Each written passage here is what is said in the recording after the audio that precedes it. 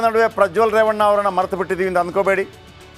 Pen drive ಕೇಸ್ನಲ್ಲಿ arrest ಆಗಿರೋ ಪ್ರಜ್ವಲ್ ರೇವಣ್ಣಗೆ ಪುಕ ಶುರುವಾಗಿದೆ. ಸಾಕ್ಷ್ಯ ನಾಶ ಮಾಡಿ ಗಪ್ಚುಪ್ಪಾಗಿರುವ ಸಂಸದನಿಗೆ ಇಂದು ಇಡೀ ದಿನ SIT ಟೀಮ್ ಡ್ರಿಲ್ ಮಾಡಿದೆ. ಈಗ ಬನ್ನಿ, ಪ್ರಜ್ವಲ್ ರೇವಣ್ಣ ಬಗೆಗಿನ ಒಂದು ಸ್ಪೆಷಲ್ ರಿಪೋರ್ಟ್ ನಿಮ್ಮ ಮುಂದೆ.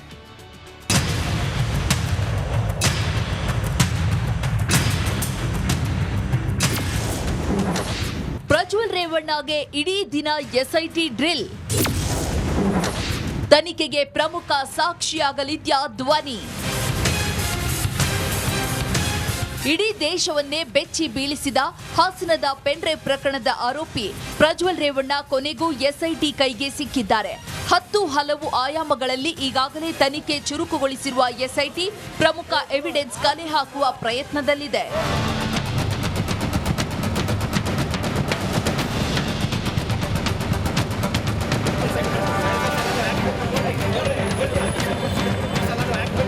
ಪ್ರಜ್ವಲ್ ಕೇಸ್ ತನಿಖೆಯಲ್ಲಿ ವಾಯ್ಸ್ ಸ್ಯಾಂಪಲ್ ಟೆಸ್ಟ್ ಪ್ರಮುಖ ಪಾತ್ರ ವಹಿಸಲಿದೆ.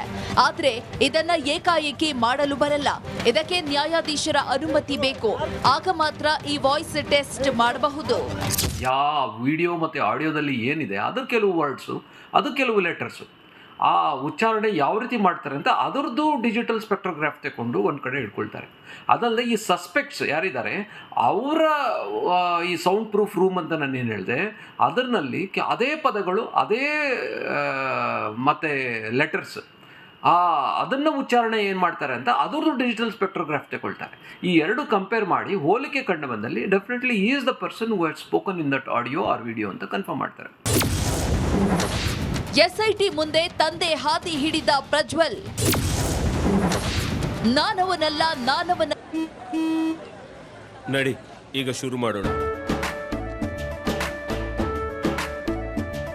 ಕೇಸರಿಯಿಂದ ಮನೋಲ್ಲಾಸ ಮನಸ್ಸು ಮತ್ತೇರಿ ಕುಣಿದಾಡಿದೆ ನೋಡು, ಮನಸ್ಸು ಮತ್ತೇರಿ ಕುಣಿದಾಡಿದೆ ನೋಡು.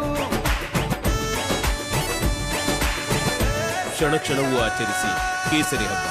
ವಿಮಲ್ ಬಾಯಲ್ಲಿ ಹೇಳಿ ಕೇಸರಿ ಅಲ್ಲ ಅಂತಿರೋ ಸಂಸದ. ಕಸ್ಟಡಿಯಲ್ಲಿ ಪ್ರಜ್ವಲ್ ರೇವಣ್ಣಗೆ ಡ್ರಿಲ್ ಮಾಡ್ತಿರುವ SIT ಅಧಿಕಾರಿಗಳು ಪ್ರಜ್ವಲ್ ಅಸಹಕಾರದಿಂದ ರೋಸಿ ಹೋಗಿದ್ದಾರೆ. ನಾನವನಲ್ಲ ಎಂದು ಪ್ರಜ್ವಲ್ ಹೇಳುತ್ತಿದ್ದಾರಂತೆ. ಇದನ್ನ ಗಮನಿಸಿದ್ರೆ ವಿಚಾರಣೆ ಯಾವ ರೀತಿ ಎದುರಿಸಬೇಕೆಂದು ಸಂಸದ ಮೊದಲೇ ಪ್ಲಾನ್ ಮಾಡಿಕೊಂಡು ಬಂದಿದ್ದಾರೆ ಅನ್ನೋ ಗುಮಾನಿ ಎದ್ದಿದೆ.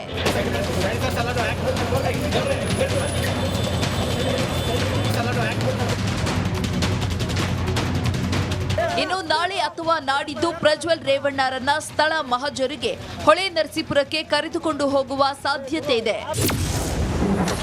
ಕೊನೆಗೂ SITಗೆ ಸಿಗದ ಭವಾನಿ ರೇವಣ್ಣ. ಇನ್ನು ಕಿಡ್ನಾಪ್ ಕೇಸ್ ಭವಾನಿ ರೇವಣ್ಣಗೆ ಉರುಳಾಗಿ ಪರಿಣಮಿಸಿದ್ದು ಇಂದು ಸರೆಂಡರ್ ಆಗ್ತಾರೆ ಅಂತ ನಿರೀಕ್ಷಿಸಲಾಗಿತ್ತು. ಆದ್ರೆ ಇಂದು SIT ಟೀಮ್ ಹೊಳೆ ನರಸೀಪುರ ಮನೆಗೆ ಹೋದ್ರೂ ಭವಾನಿ ಮಾತ್ರ ಸಿಕ್ಕಿಲ್ಲ. Bureau report, republic Kannada. ಈಗ ಭವಾನಿ ಅವರು ಸಿಕ್ಕಿಲ್ಲ. ಮೊನ್ನೆ ದೇವೇಗೌಡರು ಒಂದು ಪತ್ರ ಬರೆದ್ರು, ಬಾ ಮಗನೇ, ಬಾ ಮೊಮ್ಮಗನೇ, ವಾಪಸ್ ಬಾ.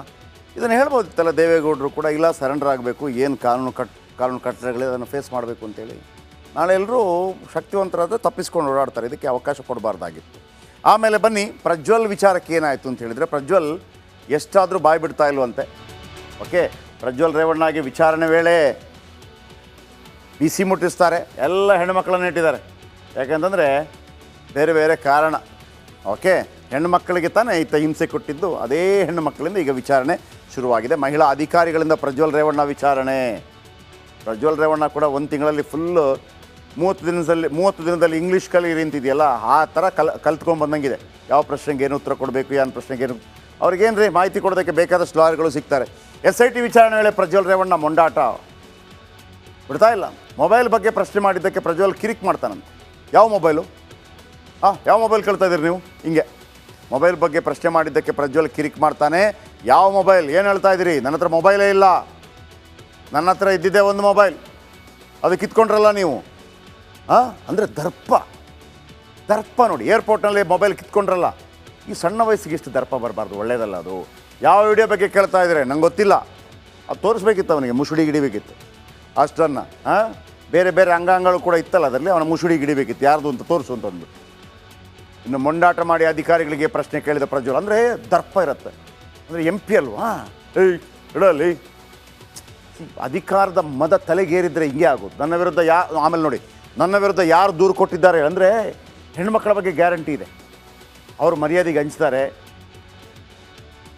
ಹಂಚ್ತಾರೆ, ದೂರು ಕೊಟ್ಟಿರೋದಿಲ್ಲ. ಅದಕ್ಕೆ ನಾನು ಹೇಳಿದ್ದು ಆ ಹೆಣ್ಮಕ್ಳಿದ್ದೀರಲ್ಲ, ಈಗ ನೀವು ವಿಡಿಯೋ ಲೀಕ್ ಆಗಿದೆ, ನೀವು ಮದುವೆ ಆಗಿದ್ದರೆ ನಿಮ್ಮ ಗಂಡ ನಿಮ್ಮನ್ನು ಸರಿಯಾಗಿ ಜೀವನ ಮಾಡೋಕ್ಕೆ ಬಿಡೋದಿಲ್ಲ, ಮನೆಯವ್ರು ಬಿಡೋದಿಲ್ಲ, ಕಾಟ ಕೊಟ್ಟೇ ಕೊಡ್ತಾರೆ, ರೋಸಿ ಹೋಗಿರ್ತೀರಿ, ಯಾಕಪ್ಪ ಜೀವನ ಅಂತ ಅನ್ನೋ ರೀತಿಯಲ್ಲೇ ಬದುಕಿರ್ತೀರಿ.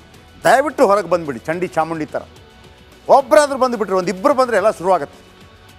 ಏನಾಗುತ್ತೆ ನೋಡೇ ಬಿಡೋಣ, ಇಂಥವ್ರನ್ನ ಮಟ್ಟ ಹಾಕಲೇಬೇಕು, ಬಲಿ ಹಾಕಲೇಬೇಕು. ಇದು ನಡಿಬಾರ್ದು ಸರ್, ಇದು ಯಾರ ಮೇಲೆ ಇಲ್ಲ. ಚೀ. ಆಮೇಲೆ ಇವನಿಗೆ ಶೌಚಾಲಯ ಸ್ಮೆಲ್ ಇತ್ತಂತೆ, ಬಾತ್ರೂಮ್ ಸ್ಟಾರ್ ಇವ. ಶೌಚಾಲಯ ಸ್ಮೆಲ್ಲು, ಶೌಚಾಲಯದಿಂದಲೇ ನೋಡ್ತಾ ಇದ್ದೆ ಎಲ್ಲವನ್ನು ಕೂಡ, ಶೌಚಾಲಯದಿಂದಲೇ ಆರ್ಡ್ರ್ ಮಾಡ್ತಾ ಇದ್ದೆ ಬಟ್ಟೆ ಬಿಚ್ಚು ಅಂತೇಳಿ. ಈಗ ಬಾತ್ರೂಮ್ ಸ್ಮೆಲ್ ಬರ್ತಾ ಇದೆಯಂತೆ, ಬಾತ್ರೂಮ್ ಸ್ಟಾರ್ ಇವ.